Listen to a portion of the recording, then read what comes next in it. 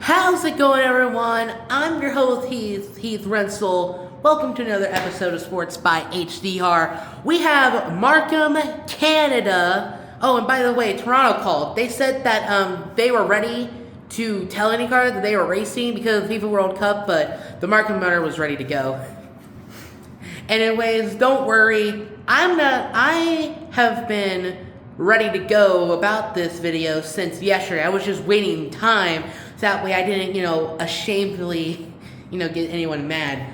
We need to talk about something, and this is just a rant, but I'm sorry. Whoever the promoter for the Markham race, they need to be fired on the spot. I don't want to say that, but Penske and Doug Bolt, they need to have a conversation about where they're racing next year up north, because you look at what happened over the weekend. You had Friday move to Saturday, and you had qualifying push during the evening where a sunset happened. You had Power, you had Newgarden, you had Pelot, you had a whole bunch of drivers wrecking all throughout the day, and yet you still were able to say, okay, maybe Sunday wouldn't be bad. Sunday was probably the most wreckfest racing I have seen since the Indy 500. Again, because the promoter didn't have the track ready. Hey, promoter, if you were not ready, you should not, maybe when you were, when you were on the podcast episode with Hanscom and Rossi, you should have been having the track ready so that way on Friday, we could have practice. Because we saw what happened in Arlington. When the practice happens and the qualifying, they happen on time, you get a normal stinging race. The race was already ready to go. But the fact is that that race had so many cautions. I mean, Schumacher, Foster, Kirkwood, Newgarden, Siegel, Rasmussen, Dixon, Hallger. So much chaos happening at this track. And yet, honestly, go to the racetrack that NASCAR races on, because you know why? You don't have to worry about anything. Like, seriously. This should only have been a 1-year deal because of the FIFA World Cup. We have to deal with this we have to do this 4 more years now. And I think we are probably going to see fans who are happy because about the winner, which we will talk about. We'll look at the point standings. Rookie of the Year battle got crazy because all 3 rookies kind of had trouble, which might be affecting the point standings because that's going down the wire. And of course, we had to talk about Marcus Ericsson. I have to say that Ericsson and Grosjean became the top front runners once Foster wrecked, which we will talk about all the cautions. Actually, let's just talk about these cautions now, because there were so many of them that happened throughout this race. It was just a bizarre surge in how it all went down. As of course, we talked about the Schumacher incident. He wrecked at the beginning. He actually wrecked on lap 14. And then at lap 19, and this is when everything all went down the drain at the end. There was Felix Rosenqvist. He had some battery issues on lap 19. Then lap 35 happens, and oh boy, this is Christian. Lap 35 happens. This is with Christian Rasmussen. By the way, I'm here at Indiana State University in Cromwell Hall. Not making this as a joke. This literally happened. I was watching the race from the NDT radio. I go to a floor meeting, and as soon as I turn it on silent, Dixon, Helger, Rasmussen wrecked. Dixon was able to finish. I think Hogger was able to finish. Rasmussen was not able to. And then we get to Foster at lap 42. Rough day for that guy, because Foster was the best guy. Honestly, I'm going to say it right now. Foster was probably the best driver that could have won this race. And by the way, we're still not done talking about the wrecks, because you don't know, there were so many of them. Kirkwood also wrecked. He wrecked out at lap 53. You also had Alexander Rossi with a problem. Kayla Collette, he had to retire his car for the day. He only made it to lap 67. And then after that, everyone else was able to finish. We have David Malukas, Armstrong, Dennis Hauger.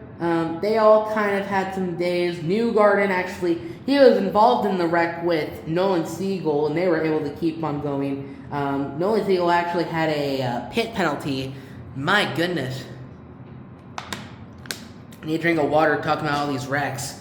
But no, Foster was probably the best driver out there the entire day. And the main thing about it, it's like the best timing ever. I'm so sorry, Foster fans, but Ericsson, and I don't want to take the win out of Ericsson. You can all comment about who was the best driver, but Louis Foster was the driver to beat, and then it became a battle between Ericsson and Grosjean once Foster was passing Ericsson and he hit the wall. That's when this race became a Ericsson, like anyone else can now win it, because you had the best, the car that was kind of dominating most of the race was now out. The best driver, who with all of the chaos on Saturday, won his first ever pole. He was going to win his first ever race if he does not wreck. I think this battle comes down between those Ericsson and Foster, and we saw Foster. He was leading. He got the pole. He led, and then he had that pit thing.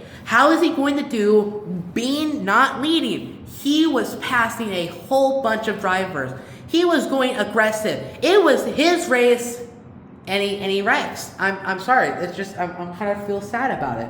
But Marcus Ericsson, who I didn't even know that he got paid, to be straight honest with you, he wins with leading 20 laps. Grosjean leading 28. Talk about willpower. Wrecking twice in one day. Wrecking in practice and then wrecking in qualifying. Starting in the back, starting dead last, and finishes third. The highest mover out of the whole day. We'll talk about the driver who had the worst loser of this race. Alex Palou. Everyone kind of was like, how is Palou going to do in this race? Palou really wasn't, he wasn't really a favorite to win this race today. I'm sorry, Palou fans. I mean, he started 11th. He wasn't really moving. I mean, he kind of did move during pit stops and all, but this wasn't really a day for him where he was like the dominant car. There were times where he could get to Grosjean, but once near the end when he couldn't get to him, then he kind of just fell out there at the end. I believe, did he even lead a lap? He did not lead a lap at all today. Actually, this is an interesting question. I'm going to Google this right now.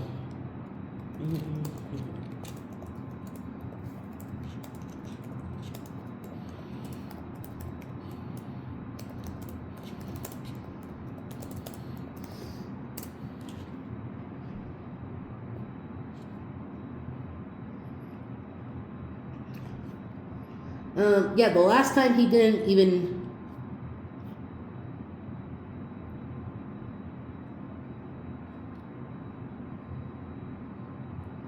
Yeah, the last time he never won a lap, it was the first time in the season where he has failed to lead a lap. So, there we go. I mean, that's how you know how this race was. Where the best driver of the whole day, of this entire season, Alex Palou, as he is, does not lead a lap. He does finish in the top 5.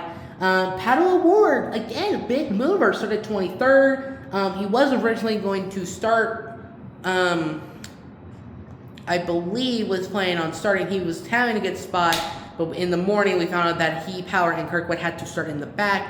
Powerman was able to get up to it. Lundgaard, he finishes 6th after starting second in the front row. Reyes VK finishing in the top 10 again. McLaughlin in the top. Rahal in the top 10. You look at Santina Ferrucci. Rob, 11th. I don't even know how many lead lap cars.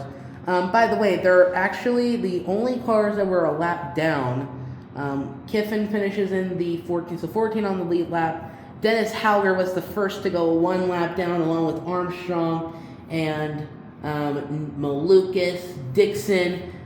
He was 6 laps down. I'm sorry. I have a bone about this. I hope there is a win in Scott Dixon.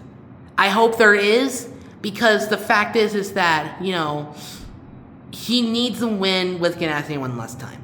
I know it's coming. I hope that it's coming. But I mean, the dude was kind of in a good chance. It's just that he didn't get his he didn't get a chance to prove. I mean, this was turning into a 2-stop versus 3-stop because multiple drivers did not do their first stop. I mean, 3 drivers only commit to that strategy, but by the time all the wrecks happened in the middle, which I will talk about how I thought about the race was at the end, but this race really didn't feel, now when you look at the points, the gap is still Palou dominating. Even with Kirkwood, even with drivers having good days, it really still was not it was still, Palou still leads the championship points, which I think it's funny how if Ericsson can somehow try to find a way to pull a little comeback here, I don't know how you can do it because you're going to DC, okay, Milwaukee, that's a double header, but we're going to Laguna where he's won, so I think it could come down to if Palou if he could probably he could probably have a bad race the next 3 weeks, he would still probably be leading the championship at the final race.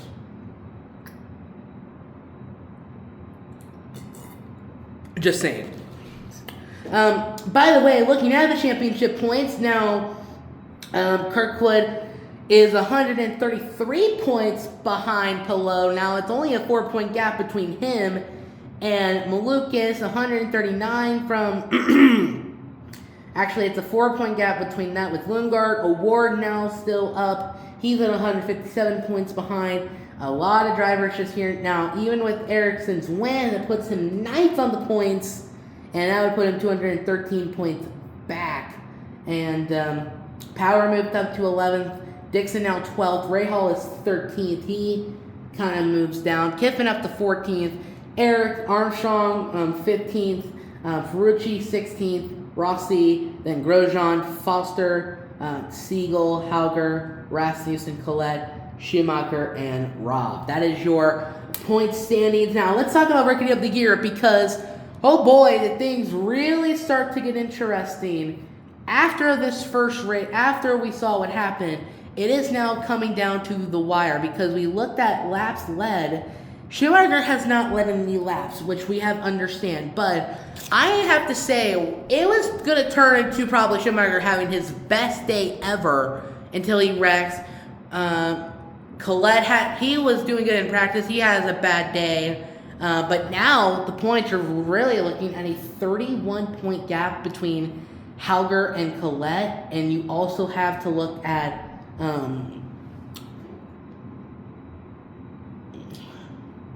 Schumacher because he's only 38 points back. Even with all the chaos, this is still an interesting battle. But I really think that this race was very good. But I think we all need to just have the talk of the elephant in the room, and that is that how do I put this? I don't think we need to be racing back here again next year. Like I said, like I had something in the intro, this race was not prepared. It wasn't ready. And that's a problem because we're going to DC next week, and I hope that promoter is ready. I hope that track's ready to go. Because again, we're going to see only action Saturday and Sunday, and that's coming from a hireable source, aka my dad, because he works on a Chip Ganassi team. So all this sometimes I get some information from him. But the main thing is that if that track is ready to go and we still see the chaos, I don't know how people are going to talk about this. Because the only thing that people were talking about with this race was that it was cool to see Ericsson win. We felt bad for Roman Grosjean. Because honestly, Grosjean deserved to win this race. He was kind of in that battle of maybe winning the race. That's something that we don't normally say about Grosjean. Because normally, I don't want to be, again, no offense to Grosjean and Ericsson, but I look at these a couple of the races where this race really just had everything, and I talked about the cautions because this is just what's so normal is. Let's see. St. Pete. I wish it would tell me how many. It does not tell me how many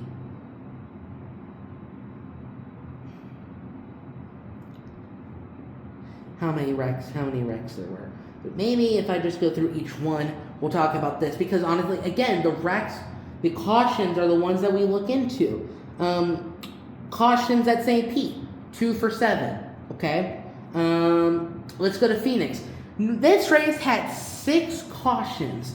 The highest one, Phoenix had 4. If I was just including St. Pete and Phoenix, that had combined the same number of cautions that Markham had. Let's keep going because at this point,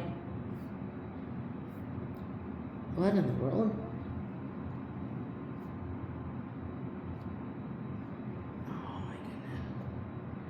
Oh, I went the previous. Okay. Nope, never mind. That was the wrong one.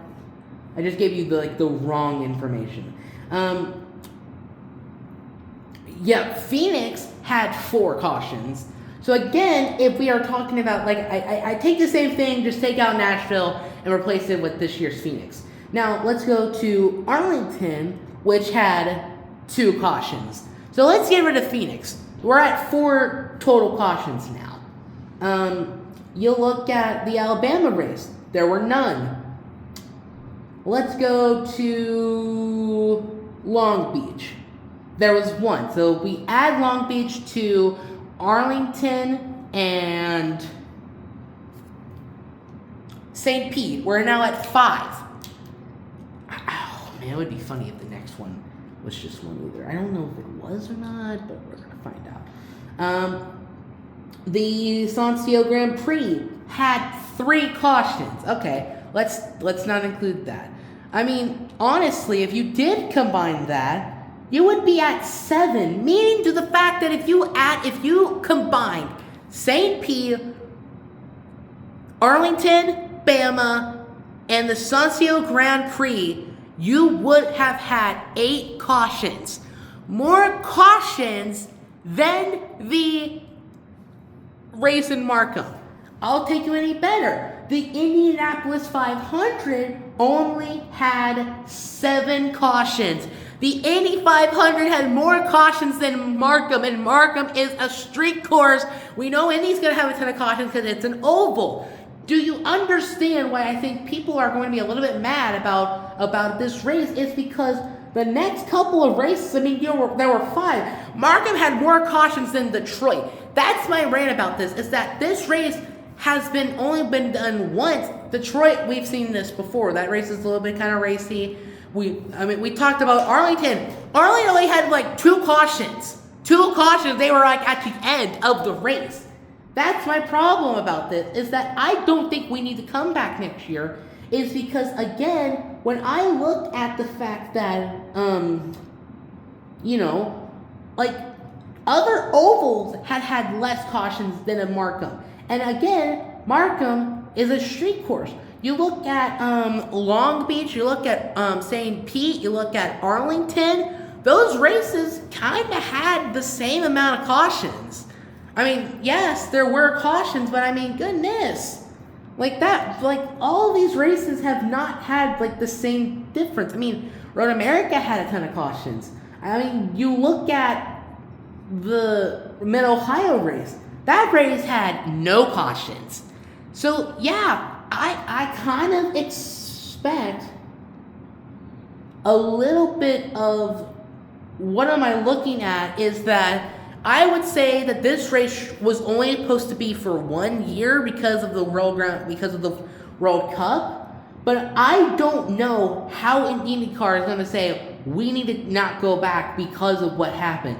I don't think you would go back because of the fact that we just saw something that I don't think anyone wants to go back to.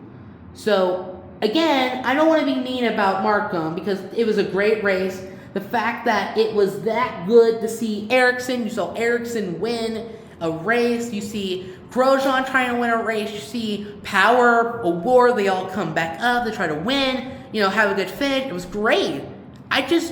I really think that the wrecks took away in the fact that Friday's practice got pushed up to today, to Saturday, and you had a whole bunch of wrecks in qualifying.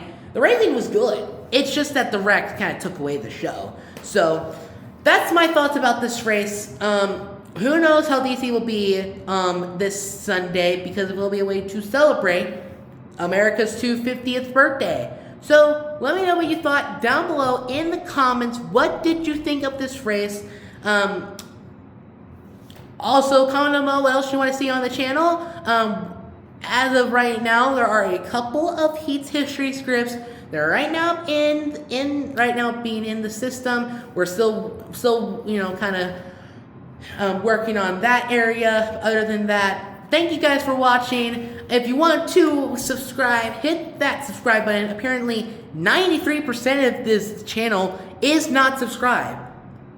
So, if you want to see more sports content, go ahead, subscribe, hit the bell icon, comment down below what you thought about this race, and what else you want to see on the channel. Also, go on to Spotify, and you can follow that podcast, because once the sports history stuff gets posted, they will be on here on YouTube, and also on Spotify, and also follow me on Instagram, because that's where I do my sports predictions of all the sports. We have a couple of women's soccer, we have a WNBA game tonight, we got some MLB games, a playoff push coming soon, we got NFL preseason coming this weekend, we got soccer, volleyball, of college sports, we got so many. I'm pretty sure that we're gonna make it through.